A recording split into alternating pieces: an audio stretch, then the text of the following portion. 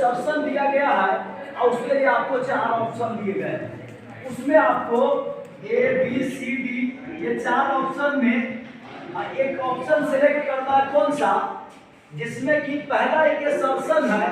Assertion एक statement दिया हुआ है, स्टेटमेंट। अब उसके बाद में दूसरा स्टेटमेंट उसके सपोर्ट में दिया हुआ है और आपको बताना है ऑप्शन ए तब लेना है जब दोनों ऑप्शन सही हो, असर्शन और रीजन दोनों सही हो और साथ में असर्शन का एक्सप्लेनेशन रीजन में होता हो। ऑप्शन ए तब सुनो, ऑप्शन ए तब लेना है जब दोनों स्टेटमेंट करेक्ट हो और पहले का एक्सप्लेनेशन दूसरे में मिलता हो। सेकेंड ऑप्शन तब लेना है जब दोनों ऑप्शन सही हो अब पहले का एक्सप्लेनेशन दूसरे में नहीं होता हो। तीसरा तब लेना है जब पहला सही हो दूसरा गलत हो। और चौथा तब लेना है जब पहला गलत हो दूसरा सही हो। अब यहाँ पर सुनो, जो समझने वाला बात क्या है वो क्या है कि अगर मान लो first statement, if the first statement is wrong it means the second statement will be correct.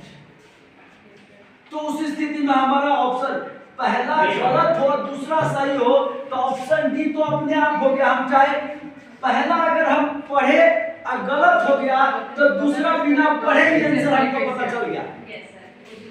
पहला अगर गलत हुआ तो दूसरा बिना पढ़े भी हम बता सकते हैं ऑप्शन डी। लेकिन आपको कब ध्यान देना है, पहला सही हो गया then you have to read the second option, दूसरा पढ़ो। दूसरा भी सही हो गया, अब यहाँ पर बात समझो, पहला पढ़े वो सही हो गया दूसरा गलत हो गया तो ऑप्शन सी तो तब भी हो गया। ये दो ऑप्शन आपको देख करके समझ में आ जाएगा कि पहला गलत हो तो दूसरा सही हो जाएगा।